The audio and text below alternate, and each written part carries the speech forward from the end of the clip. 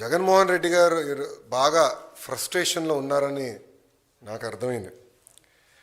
అధికారంలో ఉన్నప్పుడు దౌర్జన్యాలు, ఇంకో పక్కన అవినీతి అడ్డగోలుగా వ్యవహరించారు.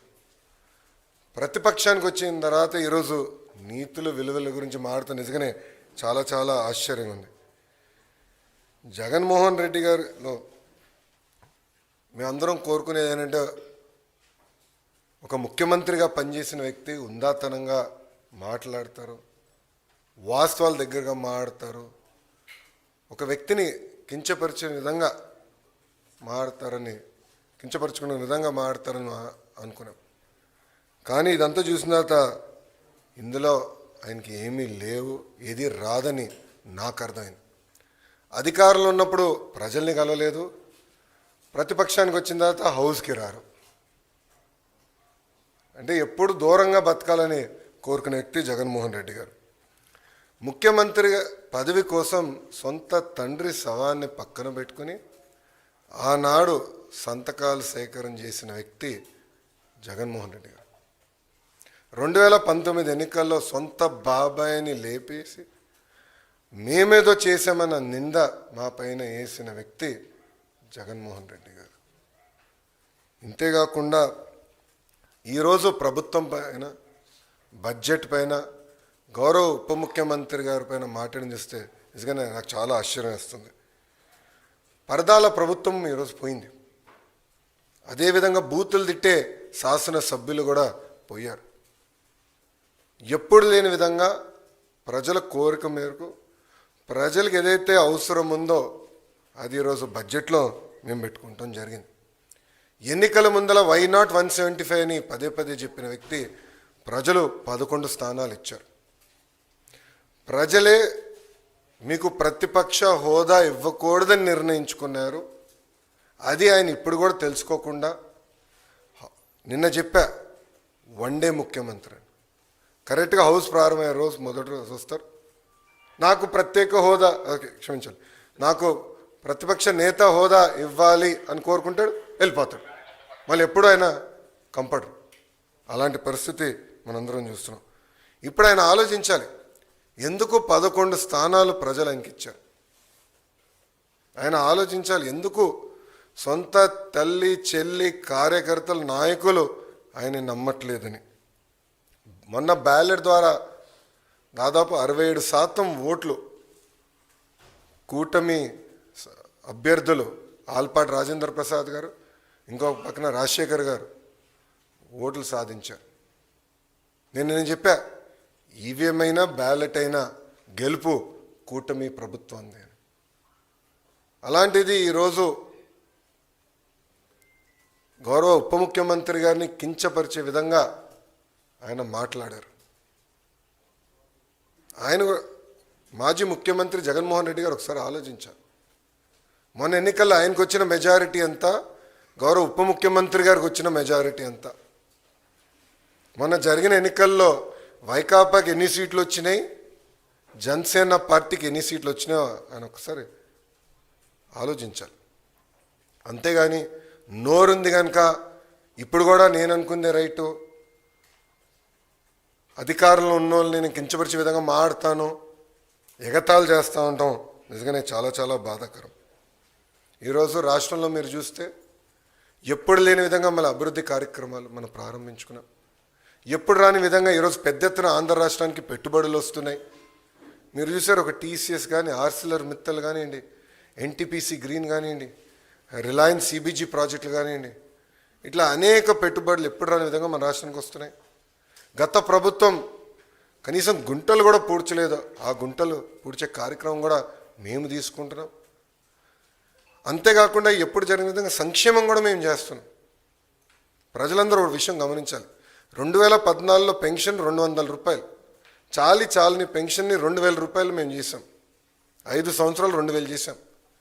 గత ప్రభుత్వం 1000 రూపాయలు పెంచేదానికి 5 సంవత్సరాలు తీసుకుంటే మొదటి నెలలో మేము అదే పెన్షన్ ఇంకో 1000 రూపాయలు మేము పెంచాం. వికలాంగులకి 6000 రూపాయలు ఇస్తున్నాం. బెడ్కి పరిమితమైన వాళ్ళకి నెలకి 15,000 రూపాయలు ఈరోజు కూటమి ప్రభుత్వం అందజేస్తుంది. ఇంకో పక్కన అన్న క్యాంటీన్, గత ప్రభుత్వం అన్న క్యాంటీన్ మూసేస్తే మన ప్రభుత్వం ఏర్పడినంటే 198 అన్న క్యాంటీన్లు తిరిగి ప్రారంభించాం. ఎవ్వరు ఊహించిన విధంగా 1 కోటి గ్యాస్ సిలిండర్లు ఈరోజు కూటమి ప్రభుత్వం ఉచితంగా అందజేసింది. ఇంకా ఇసుక కూడా మీరు చూశారు, కేవలం లోడింగ్ ఛార్జీలు, ట్రాన్స్పోర్టేషన్ ఛార్జీలు తప్ప ఇసుకను కూడా మనం ఫ్రీ చేసాం. ఇంకా మిడ్ డే మీల్లో కానివ్వండి, సంక్షేమ హాస్టల్స్లో కానివ్వండి, ఈరోజు ఫైన్ రైస్ కూడా మన ప్రభుత్వం అమలు చేయబోతుంది. ఇంకా మే నెలలో తల్లికి వందనం కార్యక్రమం కానివ్వండి, అన్నదాత సుఖీభావ కార్యక్రమం కూడా అమలు చేయబోతున్నాం. 5 సంవత్సరాలు వాళ్ళు ఒక్క డిఎస్సి వేయలేదండి. అసలు డిఎస్సి పైన మాట్లాడే అర్హత మీకు ఎవరిచ్చారండి? నిరుద్యోగులు మా పైన బాధ్యత పెట్టారు. మొన్న జరిగిన గ్రాడ్యుయేట్ ఎన్నికల ఫలితాల తర్వాత బాధ్యత మాకు పెరిగింది. అందుకే మేము చాలా స్పష్టంగా చెప్పా, 1 మ్యాన్ కమిషన్ రిపోర్ట్ వచ్చిన వెంటనే డిఎస్సి ప్రక్రియ ప్రారంభిస్తాం. ఇప్పటికీ టెట్ పూర్తి చేశామని చెప్పి అది కూడా ఈ నెలలోనే చేస్తాను కూడా నేను నిరుద్యోగులకు హామీ ఇచ్చాను. సో ఇట్లా ఇచ్చిన ప్రతి హామీ మేము ఒక పద్ధతి ప్రకారం నిలబెట్టుకుంటుంది కూటమి ప్రభుత్వం.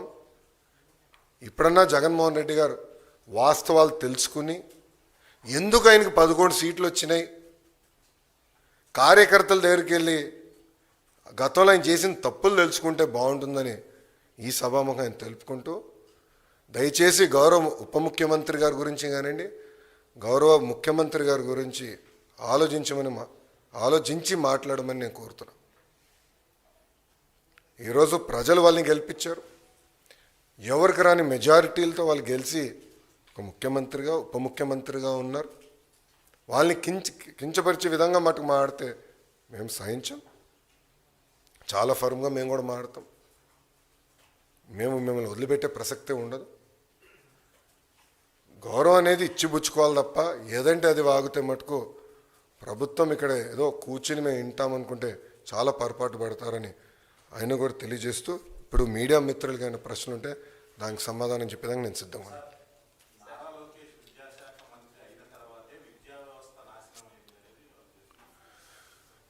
జగన్మోహన్ రెడ్డి గారు హెలికాప్టర్లో తిరిగేవాడండి.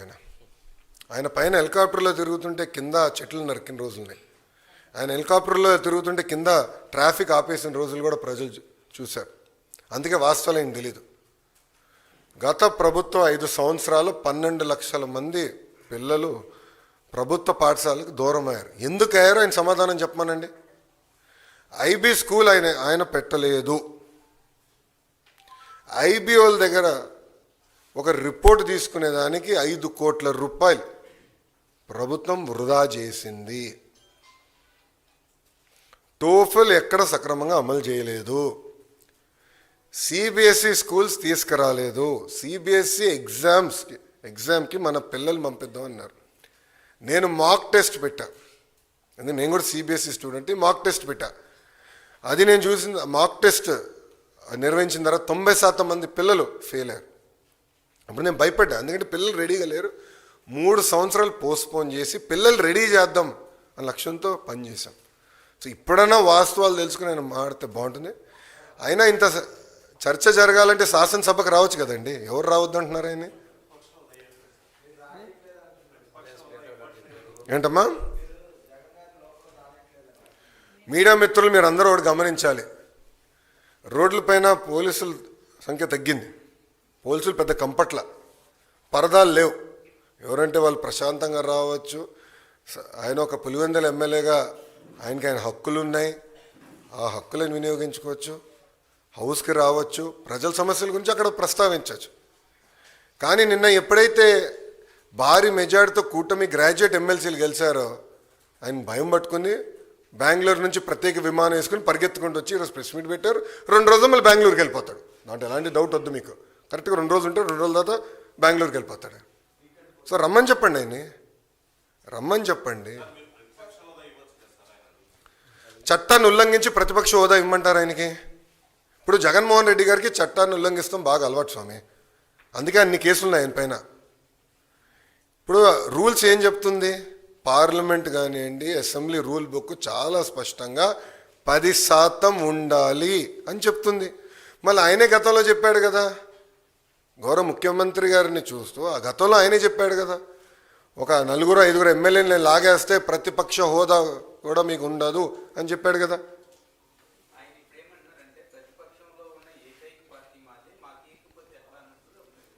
రమ్మని చెప్పండి సార్. ఐ థింక్ రోల్ 11 వాళ్ళకి కేటాయించాం. రోల్ 11లో కరెక్ట్గా 11 మంది కూర్చోవచ్చు. రమ్మని చెప్పండి, చర్చిద్దాం. వాళ్ళకున్న సంఖ్య ప్రకారం, అంటే ప్రజలు నిర్ణయించిన సంఖ్య ప్రకారం టైము వస్తుంది అని మాట్లాడచ్చు. ఎవరు మాట్లాడొద్దన్నారు? ఈరోజు ప్రతి సభ్యుడికి స్పీకర్ గారు మైక్ ఇస్తున్నారు, డిప్యూటీ స్పీకర్ గారు మైక్ ఇస్తున్నారు.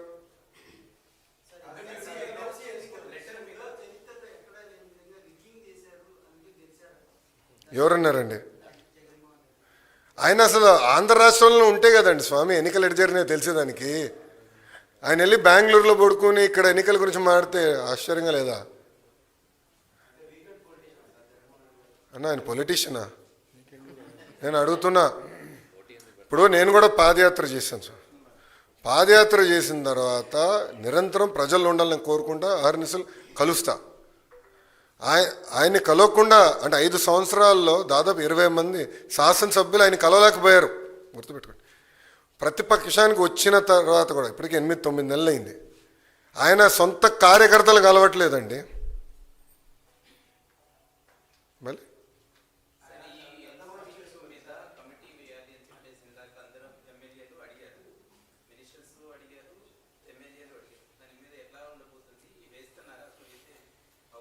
అది స్పీకర్ గారు ఇవ్వాల్సిన డైరెక్షన్. స్పీకర్ గారు ఇవ్వాల్సిన డైరెక్షన్ గురించి నేను మాట్లాడకూడదు. స్పీకర్ గారు ఏ నిర్ణయం తీసుకున్నా ప్రభుత్వం దానికి కట్టుబడి ఉంది.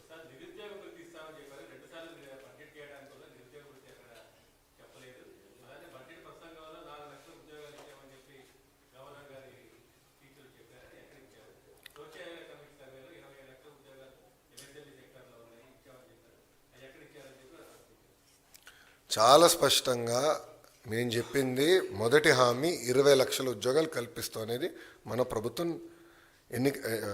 అధికారంలో రాకుండా ముందు ఇచ్చిన హామీ. మీరు నా స్పీచ్ కూడా చూడండి. బోత్ ప్రైవేట్ ప్రభుత్వం కలిపి 20 లక్షల ఉద్యోగాలు కల్పిస్తామని మేము చెప్పాం. మీరు చూస్తే ఇప్పటికీ 6 లక్షల కోట్ల పెట్టుబడికి మేము ఒప్పందాలు కుదిరించుకున్నాం. అవన్నీ ఇప్పుడు గ్రౌండింగ్ అవుతున్నాయి. తద్వారా 4 లక్షల మంది యువతకి ఉద్యోగాలు కల్పిస్తామని మేము చెప్పాము. అది స్పీచ్లో ఉంది. మొన్న కూడా కౌన్సిల్లో నేను చూపించానండి. ఇప్పుడు ఒకటి సూటిగాని ప్రశ్నిస్తున్నా, 5 సంవత్సరాల్లో మీరు తీసుకొచ్చిన కంపెనీలు ఎన్ని? ఆయనే సమాధానం చెప్పమనండి. ఎంతమందికి ఆయన ఉద్యోగాలు కల్పించాడు? ఆయనే సమాధానం చెప్పమనండి. ఎందుకు ఈ గోలంతా? చెప్పుకునే స్థాయి ఒక్క కంపెనీ తీసుకొచ్చాడు ఆయన? ఎక్కడ స్వామి 40 లక్షల మందికి ఉద్యోగాలు కల్పిస్తే అసలు నిరుద్యోగుల సమస్య ఎందుకుంటుంది? ఎక్కడ కల్పించాడు? ఎవరు కల్పించాడు? ఆయన బ్రేక్ డౌన్ ఇమ్మని చెప్పండి. అది చెప్పకుండా గాలికి వచ్చే లెక్కలు చెప్తే ఎట్లండి?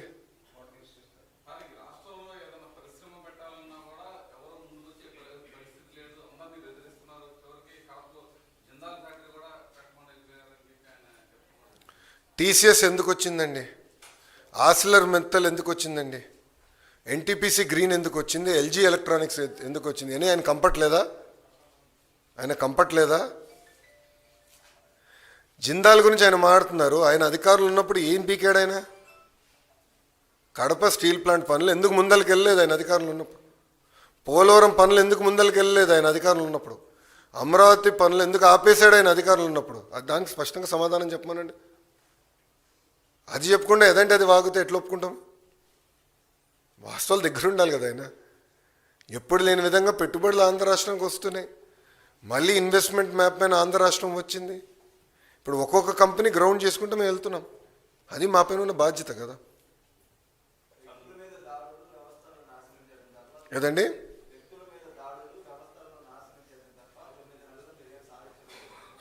ఏ వ్యవస్థను నాశనం చేశాం మేము? సూటిగా జగన్మోహన్ రెడ్డి గారిని ప్రశ్నిస్తున్నా. ఏ వ్యక్తి పైన మేము దాడి చేశాం? జగన్మోహన్ రెడ్డి గారు ఈరోజు ఆంధ్ర రాష్ట్రంలో ఎక్కడికంటే అక్కడ తిరుగుతున్నాడు కదా. ఆయన ఇప్పుడు 2-3 సార్లు బయటకు వచ్చారు, ప్రశాంతంగా వెళ్తున్నారు కదా. ఆయన గేటుకి మేము తాడు కట్టలేదే, ఆయన వెళ్తున్న వాహనాలపైన చెప్పులు మేము వేయలేదే. ఆనాడు చంద్రబాబు నాయుడు గారు పల్నాడు ప్రాంతానికి వెళ్ళాలంటే గేట్కి తాడు కట్టారండి. అంతేకాకుండా ఏకంగా అమరావతిని సందర్శించేదానికి మేమందరం బస్సులో వెళ్తుంటే వైకాపా కార్యకర్త చెప్పు ఆ బస్ మీద ఇసిరేశాడు. అప్పుడున్న డీజీ ఏమన్నాడండి, ప్రజాస్వామ్యంలో ఎక్స్ప్రెషన్ అంటే ఇది ఫ్రీడమ్ ఆఫ్ ఎక్స్ప్రెషన్ అంటే చూడండి ఏ స్థాయికి వెళ్ళారు. వాళ్ళు తప్పులు గతంలో చేశారు, దానికి వాళ్ళు చిక్కుంటున్నారు. దానికి మేమేం చేయగలుగుతాం? చట్టం దాని పని చేసుకుంటూ వెళ్తుంది.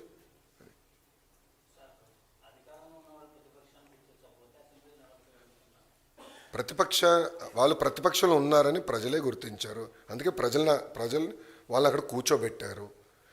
రమ్మని చెప్పండి హౌస్కి. ఎవడు ప్రతిపక్షాన్ని ఎందుకు గుర్తించలేదు? ప్రతిపక్ష నాయకుడుగా చట్టాలని ఉల్లంఘించి మేము గుర్తించాలని అనుకోవట్లేదు.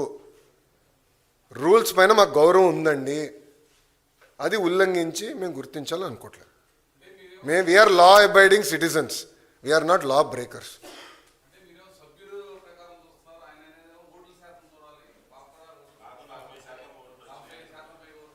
అవునమ్మా, రూల్ బుక్ ఏమంటుందండి? ఇప్పుడు ఇదే అంటే జగన్మోహన్ రెడ్డి గారు ఛాన్స్ ఇస్తే prevention of money laundering act తీసేస్తాడు. ఇదే ఛాన్స్ కానీ జగన్మోహన్ రెడ్డి గారికి ఇస్తే సిబిఐని రద్దు చేస్తాడు, సిఐడిని మూసేస్తాడు ఆయన. ఎందుకంటే ఆయన దందాకి అడ్డొస్తున్నారు కదా వీళ్ళు. రూల్ బుక్ ఏం చెప్తుంది? 10% ఉండాలి.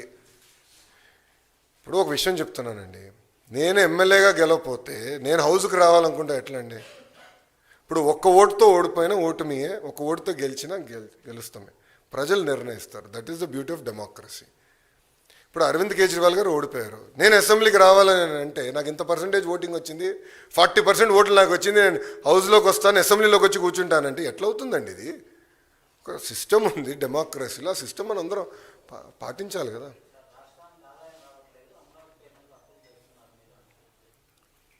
రాష్ట్రానికి ఆదాయం రావట్లేదని ఆయనకి ఎవరు చెప్పారండి? ఏ కలలు కంటున్నాడు ఆయన? ఏ ఆత్మ చెప్పిందో మరి? ఎందుకంటే ఆయనకు ఆత్మలతో మాడతాం బాగా ఇష్టం స్వామి. రాత్రి ఒక ఆత్మతో మాడతాడు, పొద్దున ఒక నిర్ణయం తీసుకుంటాడు. రాష్ట్రం వాళ్ళు చేసిన విధ్వంసం వల్ల ఆదాయం పడిపోయింది. దారి తప్పిన రాష్ట్రాన్ని సరైన దారిలో మేము పెట్టాం. ఈరోజు ఆదాయం పెరుగుతుంది. 1 by 1 సెట్ చేసుకుంటా మేము వస్తున్నాం. అమరావతి వన్స్గా నేను చెప్తున్నా, it is a self financing project. కేంద్ర ప్రభుత్వం 15,000 కోట్లు అమరావతికి నిధులు కేటాయించింది. ఆ నిధులు మేము ఖర్చు పెడుతున్నాం. దానిపైన ఉన్న ఇంట్రెస్ట్ కానీ టర్మ్ పేమెంట్ కానీ అది కేంద్ర ప్రభుత్వం చేస్తుంది. పోలవరం ప్రాజెక్టుకి నిధులు ఈరోజు మంజూరైనవి. అంతెందుకండి, ఎన్నికల ముందల విశాఖ స్టీల్ ప్లాంట్ ప్రైవేటీకరణ అవుతుందని చెప్పిన వాళ్ళు వైకాపా నాయకులు. ఈరోజు కూటమి ప్రభుత్వం కలిసికట్టుగా పోరాడి విశాఖ స్టీల్ ప్లాంట్ని ప్రైవేటీకరణ జరగకుండా చేసుకున్నాం. అది మాకున్న చిత్తశుద్ధి. 13,000 కోట్ల రూపాయలు అండి. కేంద్ర ప్రభుత్వం 11,000 కోట్ల రూపాయలు, రాష్ట్ర ప్రభుత్వం సుమారుగా 2,800 కోట్ల రూపాయలు. రెండు జోడించుకుని విశాఖ ఉక్కుని మేము కాపాడుకున్నాం. అది దాని గురించి మాట్లాడమనండి.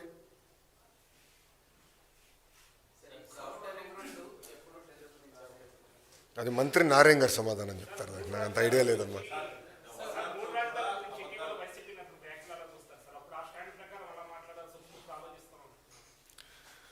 అంటే ముందర జగన్మోహన్ రెడ్డి గారికి సబ్జెక్ట్ మీద క్లారిటీ ఉంటే బాగుంటుంది కదా. మీడియా మిత్రులు వెళ్ళినప్పుడు అడగాల్సింది ఆయన స్టాండ్ ఏంటో అమరావతి పైన. అంటే ఒక రాజధాని కట్టుబడి ఉన్నాడా, లేదంటే 3 ముక్కలు ఆటలాడుతున్నారా అనేది ఆయన సూటిగా ప్రశ్నించాడు. పాపం ఆయన చేతుల్లో ఏముందబ్బా, ఆయన చేతుల్లో ఏముందా? అక్కడ సజ్జల స్క్రిప్ట్ పంపిస్తే ఈయన చదువుతాడు కౌన్సిల్లో కూర్చుని. అంతే కదా జరిగేది.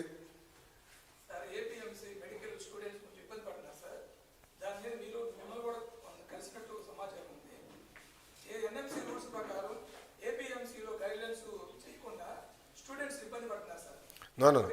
We are following NMC rules. We are strictly following NMC rules. And పక్క రాష్ట్రాల్లో ఏదైతే ఫాలో అయ్యారో అదే ఫాలో అవుతాడు. We are not going to break rules.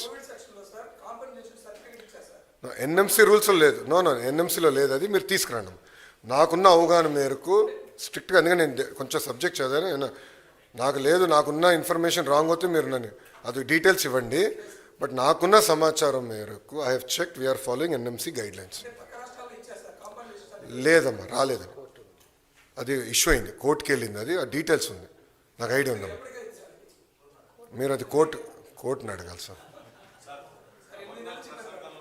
అమ్మా ఐ అండర్స్టాండ్ అమ్మా, ఇది కొత్త ఇష్యూ కాదు, ఇది నలుగుతున్న issue. But NMC guidelines నేను ఫాలో అవ్వాలి. I'm duty bound by certain guidelines. అది నేను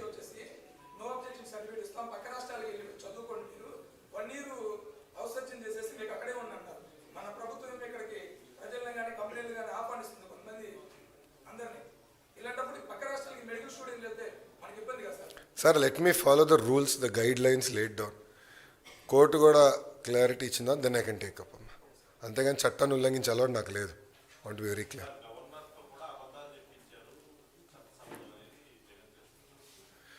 అమ్మా మీరు గమనిస్తే వాస్తవాలే గవర్నర్ గారు పలికారు, చాలా క్లారిటీగా ఉంది. స్పీచ్ పైన కూడా కౌన్సిల్లో వాళ్ళు దుష్ప్రచారం చేయాలని ప్రయత్నించినప్పుడు నేను చాలా స్పష్టంగా చదివి చెప్పాను.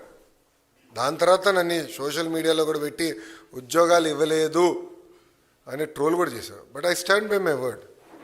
అవాస్తవాలు చెప్తాం మాకు అలవాటు లేదు. ఏముంది దాంట్లో, చాలా స్పష్టంగా ఇన్ని లక్షల కోట్ల పెట్టుబడి, దీని ద్వారా ఇన్ని లక్షల మందికి ఉద్యోగాలు వస్తాయి అని చాలా స్పష్టంగా పేర్కొన్నా. దాని మేము కట్టుబడినాం.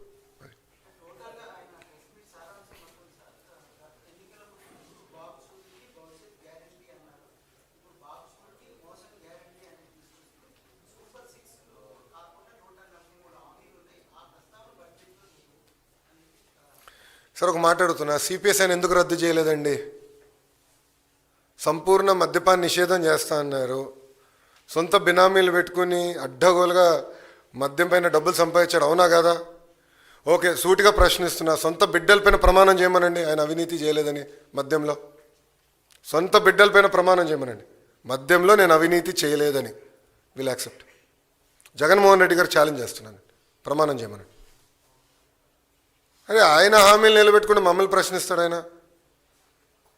బస్ పెన్షన్, మేము 20 లక్షల ఉద్యోగాలు ఫస్ట్. మీరు బాబు షూరిటీ భవిష్యత్ గ్యారంటీ మీరు చూస్తే బాబు సూపర్ 6లో మొదటి హామీ 20 లక్షల ఉద్యోగాలు.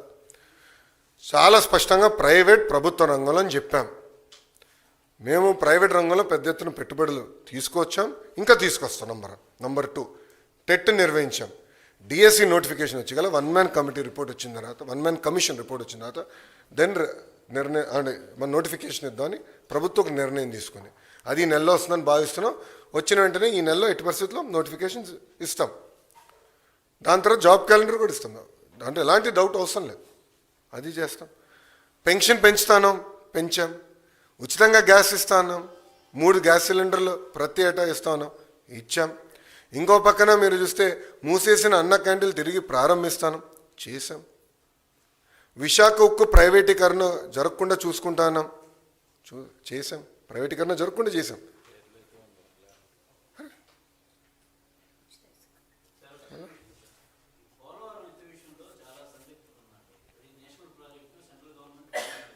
ఎవరికుందండి డౌట్?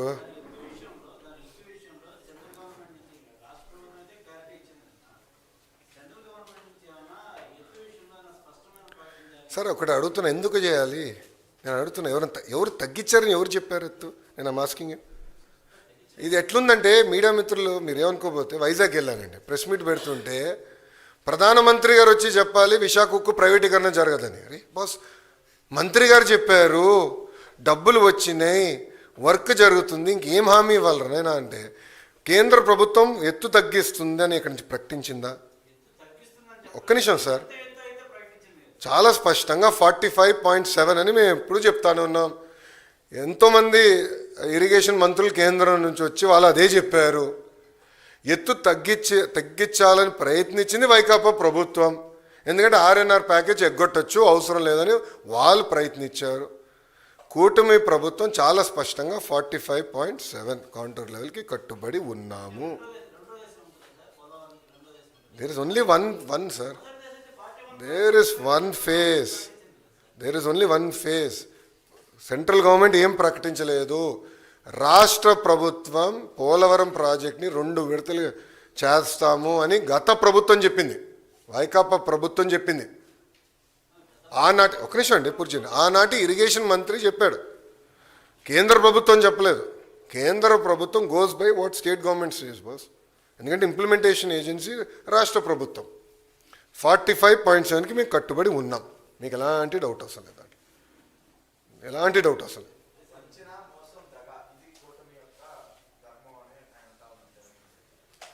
దేనిపైన అండి స్వామి? ఈరోజు మేము పరదాలు కట్టుకుని తిరగట్లేదు ఆయనలాగా ముఖ్యమంత్రి గారు ఇంటి చుట్టూ 144 సెక్షన్ పెట్టుకుని బతకట్లేదు మేము. ప్రజాప్రతినిధులు కానీ, సంఘాలు కానీ, ప్రజలు కానీ వచ్చి కలిసిదానికి అద్భుతమైన అవకాశం మేము కల్పిస్తున్నాం. నిరంతరం ప్రజల్లో ఉంటున్నాం. గతంలో గత ప్రభుత్వంలో జరిగిన విధంగా ప్రజా దర్బార్లు పెట్టుకుంటున్నాం. ప్రజల సమస్యలు మేము పరిష్కరించడానికి అహర్నిశలు కష్టపడుతున్నాం. ఈరోజు ఆయన ఆ మాటలు చెప్తే నిజంగానే చాలా ఆశ్చర్యంగా ఉంది. ప్రతిపక్షంకి వచ్చిన తర్వాత కూడా ఆయన సొంత కార్యకర్తలను కలవట్లేదండి. ప్రజలను వదిలేండి, సొంత కార్యకర్తలను కలవట్లే. ప్రతిపక్షానికి వచ్చి 9 నెలలు అయింది. మళ్ళీ ఆయన మాకు నీతులు చెప్తే ఎంత అన్యాయం స్వామి.